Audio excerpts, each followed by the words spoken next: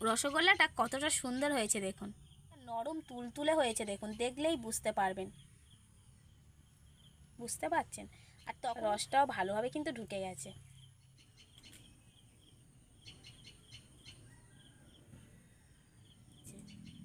এই দেখুন খুব সুন্দর হয়েছে, ভিতর থেকে রসটাও খুব ভালোভাবে ঢুকে গেছে, একদম নরম তুল। নমস্কার বন্ধুরা, কাকলির রান্নাঘর উইথ ভিলেজ ফুডে সবাইকে স্বাগত জানিয়ে আজকে আমি আপনাদের সাথে শেয়ার করব শুধুমাত্র গুঁড়ো দুধ দিয়ে একদম দোকানের মতো নরম তুলতুলে স্পঞ্জ রসগোল্লা। আর এটা কিন্তু বাঙালিদের কাছে খুবই পছন্দের একটা রেসিপি, আর আপনারাও কিন্তু খুব সহজে বাড়িতে এই রসগোল্লাটা বানিয়ে নিতে পারবেন মাত্র কয়েকটা টিপস ফলো করলেই। আজকের রেসিপিটা আপনারা প্লিজ প্রথম থেকে শেষ পর্যন্ত দেখতে থাকুন, আশা করছি আজকের রেসিপিটা দেখতে আপনাদের খুবই ভালো লাগবে। আর যে সকল বন্ধুরা এখনও পর্যন্ত নতুন তারা যদি ইউটিউব থেকে দেখেন তাহলে চ্যানেলটিকে সাবস্ক্রাইব এবং ফেসবুক পেজ থেকে দেখলে পেজটাকে ফলো করে আমার পাশে থাকবেন। তাহলে চলুন আজকে রেসিপিটা শুরু করে ফেলি। রসগোল্লা বানাতে গিয়ে আমরা সাধারণত যে সমস্যাটাই পড়ি সেটা হলো কখনো কখনো রসগোল্লাটা কিন্তু একদম শক্ত হয়ে যায়, নরম তুলতুলে হয় না, আবার কিন্তু দেখা যায় যে রসে ফোটানোর সময় রসগোল্লাটা ভেঙে যায়। তাই আজকের কিন্তু আমি একদম সহজ পদ্ধতিতে আর পারফেক্ট রসগোল্লাটা আপনাদের দেখাবো, আপনারা প্লিজ দেখতে থাকুন। এখানে আমি একটা মেজারমেন্ট কাপ নিয়েছি, আপনারা বাড়িতে যে কোনো বাটি বা কাপ নিতে পারেন, সেই কাপের কিন্তু 1 কাপ আমি গুঁড়ো দুধ নিয়েছি। আপনারা কম বেশি করে গুঁড়ো দুধটা নিয়ে নিতে পারেন, তবে কিন্তু যতটা পরিমাণে আপনারা রসগোল্লাটা বানাতে চান ঠিক তেমন পরিমাণে কিন্তু দুধটা নেবেন। তবে আমার এই 1 কাপ দুধে কিন্তু অনেকটা পরিমাণে রসগোল্লা হয়ে যাবে। এবার আমি এই 1 কাপ দুধের জন্য দিয়ে দেব 2 কাপ জল।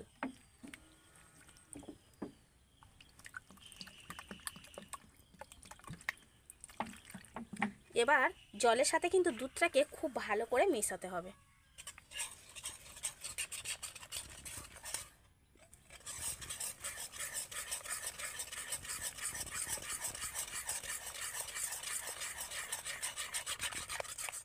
গুঁড়ো দুধটাকে আমি খুব ভালো করে কিন্তু মিশিয়ে নিয়েছি। এবার আমি কড়াটা উনানে বসিয়ে দেব। যেহেতু গুঁড়ো দুধ সেজন্য কিন্তু বেশি জাল দিয়ে ঘন করে ফেলার দরকার নেই, জাস্ট একবার বলক উঠবে সেই অবস্থা পর্যন্ত আমি কিন্তু অপেক্ষা করব। আর এই দুধটা এতটাই গাঢ় বা মোটা হয় যে কড়ার গায়ে কিন্তু লেগে যায়, সেজন্য একটু ঘন ঘন এইভাবে নাড়তে হবে যাতে কড়াইতে না লেগে যায়। একবার ফুটে উঠলেই কিন্তু আমি জাল দেওয়া বন্ধ করে দেব। দুধটা দেখুন ফুটে গেছে, একদম কিন্তু বলক উঠে গেছে। এবার আমি কড়াটা উনান থেকে নামিয়ে নেব। যদি আপনারা উনান থেকে কড়া না নামান তাহলে কিন্তু জাল দেওয়াটা বন্ধ করে দেবেন। এবার আমি ছানাটা কাটিয়ে নেব, তার জন্য এখানে 1 টেবিল চামচের মতো আমি দিয়ে দেব ভিনিগার, আর সেই ভিনিগারের সাথে 1 টেবিল চামচ দিয়ে দেব আমি জল। দুটোকে একসাথে ভালো করে মিশিয়ে এবার আমি দুধের উপর দিয়ে দেব। দেওয়ার পর এবার একটু খুন্তি দিয়ে আস্তে আস্তে এইভাবে নাড়তে থাকবো।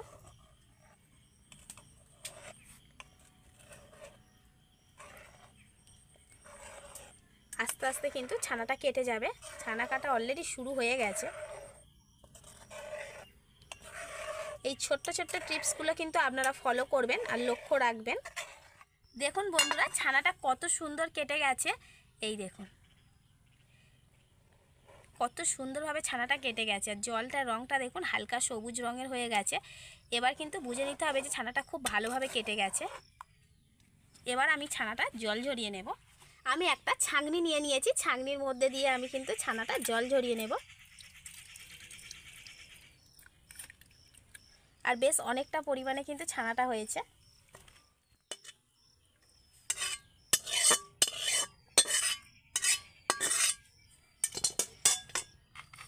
এবার একটু এইভাবে ধরলে কিন্তু নিচের জলটা বেরিয়ে যাবে। ছানার জলটা আমি ঝরিয়ে নিয়েছি। এবার কিন্তু আমি এমনি নর্মাল জল দিয়ে ছানাটাকে ধুয়ে নেব। আর খুব আলতো হাতেই কিন্তু এইভাবে জল দিয়ে নেড়ে নেড়ে ধুয়ে নিতে হবে, আর আলতো হাতেই কিন্তু চিপে জলটাকে বের করে দিতে হবে। ছানাটা গরম অবস্থায় কিন্তু এইভাবে জল দিয়ে ধুয়ে নেবেন, তা না হলে কিন্তু ছানাটা বেশিক্ষণ রাখলে আবার শক্ত হয়ে যাবে, তখন রসগোল্লাগুলোও কিন্তু শক্ত হবে, নরম হবে না। তাই ছানা যত নরম থাকবে রসগোল্লা অত কিন্তু ততটাই নরম হবে। ছানাটাকে আমি ভালো করে জলটা ঝরিয়ে নিয়েছি। আর এই ছানাটাকে কিন্তু ঝুলিয়ে রেখে দেওয়ারও কোনো দরকার নেই, বা এইভাবে মানে বেশি কিছুক্ষণ রাখার দরকার নেই, জাস্ট জলটা ঝরিয়ে নিলেই হবে। এবার এরকম একটা বড় খেলানো থালা নিয়ে নেবেন, তার মধ্যে এবার আমি ছানাটাকে দিয়ে দিচ্ছি। এবার কিন্তু ছানাটাকে খুব ভালো করে মেখে নিতে হবে। প্রথমে হাত দিয়ে এইভাবে একটু করে ভেঙে দিতে হবে, তারপরে কিন্তু দোলে দোলে ছানাটাকে মেখে নিতে হবে।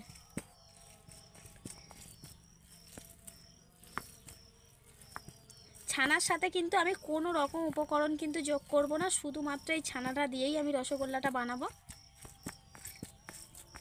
এবার কি করব, আমি যে হাতের তালুর এই যে জায়গাটা রয়েছে, এটা দিয়ে এইভাবে চাপ দিয়ে আমি ছানাটাকে মেখে নেব।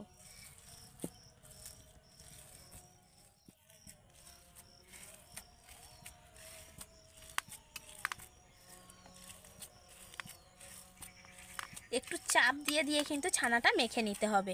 আর যদি এরকম মাখতে মাখতে যদি ডেলা ডেলা বা গুড়ি গুড়ি ভাব চলে আসে, শক্ত মনে হয়, তাহলে কিন্তু অল্প একটু দুধ দিয়ে বা অল্প একটু জল দিয়ে কিন্তু মেখে নরম করে নেবেন। আর যদি খুব বেশি নরম হয়ে যায় মাখতে মাখতে, তাহলে কিন্তু একটু ফ্যানের বাতাসে শুকিয়ে নিতে পারে।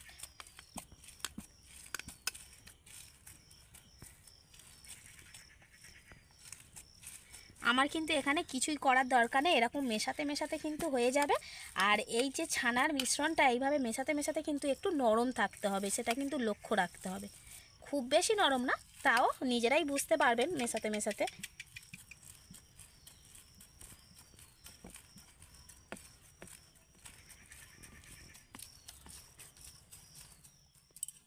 খুব ভালো করে কিন্তু আমি ছানাটাকে মেখে নিয়েছি, আর বেশ কয়েকবার কিন্তু ওই রকমভাবে দোলে দোলে মেখে নিতে হবে।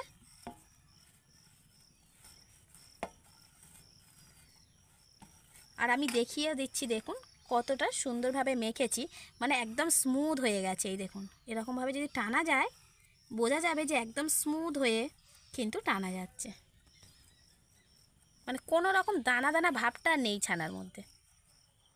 এবার আমি রসগোল্লার শেপে বানিয়ে নেব। খুব বেশি বড় বড় লেচি কিন্তু আমি নেব না, অল্প অল্প নেব এইভাবে। কারণ এই রসগোল্লাগুলো যখন রসে ফোটানো হবে তখন কিন্তু ফুলে অনেকটাই বেড়ে যাবে। এইভাবে ঘুরিয়ে ঘুরিয়ে কিন্তু একদম গোল করে নিতে হবে। আর এই পাকানোর সময়, গোল করার সময় যদি রসগোল্লাটা ফেটে যায়, তাহলে কিন্তু জানবেন যে এই রসগোল্লাটা রসে ফোটানোর সময়ও কিন্তু ফেটে যাবে। গাটা একদম মসৃণ করে, মানে একদম যাতে প্লেন হয় সেই রকমভাবে কিন্তু গোলটা করে নিতে হবে।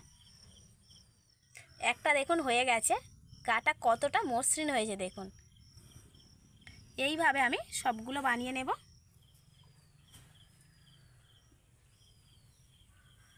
ছানা তো এমনি থেকেই নরম, তাছাড়াও হাত দিয়ে একদম আলতো হাতে এইভাবে ঘুরিয়ে ঘুরিয়ে গোল করে নিতে হবে।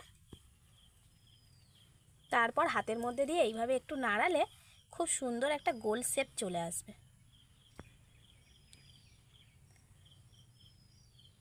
সবগুলো রসগোল্লার শেপে আমি বানিয়ে নিয়েছি। এবার কিন্তু এগুলোকে রসে ফোটাতে হবে, তার জন্য আমি উনানের কাছে চলে যাব। এবার চিনির রসটা করে নেব। তার জন্য আমি যে কাপের মাপে 1 কাপ গুঁড়ো দুধ নিয়েছিলাম, সেই কাপেরই 1.5 কাপ নিয়ে নেব চিনি।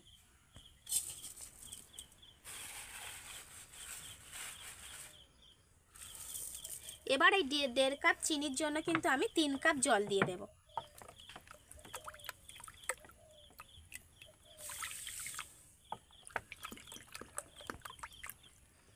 জলটা কিন্তু কোনোভাবেই কম দিলে হবে না, কারণ যত বেশি রসে ফোটানো হবে রসগোল্লাগুলো কিন্তু ততটাই নরম তুলতুলে হবে আর ভিতরে রসটা ভালোভাবে ঢুকবে। এবার আমি ভালো করে জাল দিয়ে চিনিটাকে গলিয়ে নেব আর ভালো করে রসটাকে ফুটিয়ে নেব। চিনি গলে চিনির রসটা কিন্তু ফুটে গেছে। এবার আমি রসগোল্লাগুলো একে একে রসের মধ্যে দিয়ে দেব।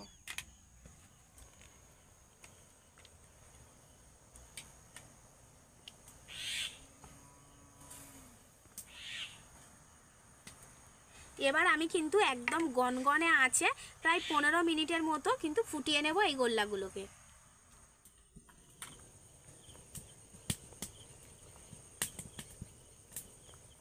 আরও ভালো হয় যদি মিনিট 5 জন্য ঢাকনা দিয়ে চাপা দিয়ে রাখা যায়, তাহলে রসগোল্লাটা আরও ফুলে বড় হয়ে যাবে।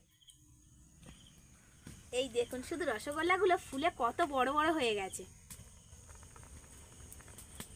রসগোল্লাগুলো ফুলে কত বড় বড় হয়ে গেছে দেখুন।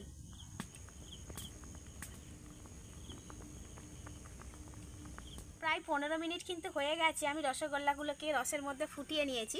এবার আমি কড়াটা নামিয়ে নেব।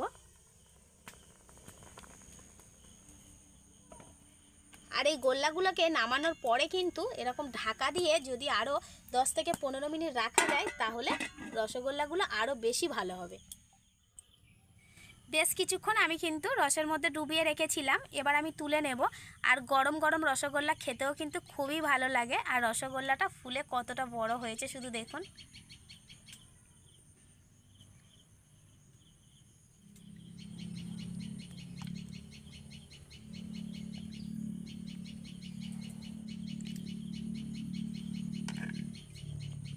প্রত্যেকটা রসগোল্লা কত সুন্দর রয়েছে দেখুন, একটুও কিন্তু ফাটেনি, দাগ হয়নি, কিছুই হয়নি।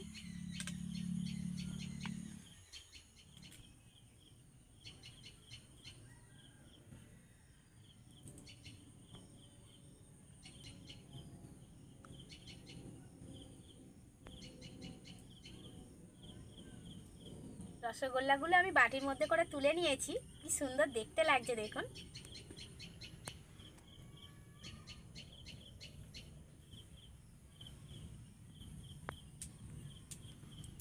রসগোল্লাগুলো কতটা নরম তুলতুলে হয়েছে দেখুন, দেখলেই বুঝতে পারবেন। বুঝতে পারছেন? আর তখনই বুঝতে পারবেন রসগোল্লা পারফেক্ট হয়েছে। এইভাবে টিপলে একদম মানে নরম হয়ে যাবে, আবার দেখুন ছাড়লে কিন্তু ফুলে যাচ্ছে। রসটাও ভালোভাবে কিন্তু ঢুকে গেছে। আবার রসের মধ্যে দিয়ে দিলেই কিন্তু ফুলে যাবে। একটা রসগোল্লা আমি কেটেও আপনাদেরকে দেখাবো, দেখুন কতটা নরম তুলতুলে হয়েছে। এই দেখুন খুব সুন্দর হয়েছে, ভিতর থেকে রসটাও খুব ভালোভাবে ঢুকে গেছে, একদম নরম তুলতুলে। আশা করছি আজকে আমার এই রেসিপিটা দেখার পর আপনারা আর দোকান থেকে বেশি দাম দিয়ে রসগোল্লা কিনে খেতে যাবেন না, বাড়িতে একবার হলেও কিন্তু এই রসগোল্লাটা বানানোর চেষ্টা করবেন। আশা করছি সবাই পারবেন। তেমন কোনো উপকরণ তো লাগেই না, শুধুমাত্র গুঁড়ো দুধ আর চিনিটা লাগে। আর ছোট ছোট টিপসগুলো কিন্তু ফলো করবেন, তাহলে দেখবেন আপনারা একদম দোকানের মতো নরম তুলতুলে রসগোল্লা বাড়িতেই বানিয়ে নিতে পারবেন। আর একবার বানিয়ে দেখুন না, বাড়ির সবাই খেয়ে কিন্তু ভীষণ খুশি হয়ে যাবে। বন্ধুরা, আমার আজকের এই গুঁড়ো দুধের রসগোল্লাটা আপনাদের কেমন লাগলো অবশ্যই কিন্তু কমেন্ট করে জানাবেন। আর ভালো লাগলে লাইক, কমেন্ট, শেয়ার, সাবস্ক্রাইব এবং ফলো করে আমার পাশে থাকবেন। আর আমার নিত্য নতুন রেসিপিগুলো দেখতে থাকবেন। আজকের মতো এখানেই শেষ করছি। সবাই ভালো থাকবেন, সুস্থ থাকবেন, দেখা হবে পরের রেসিপিতে।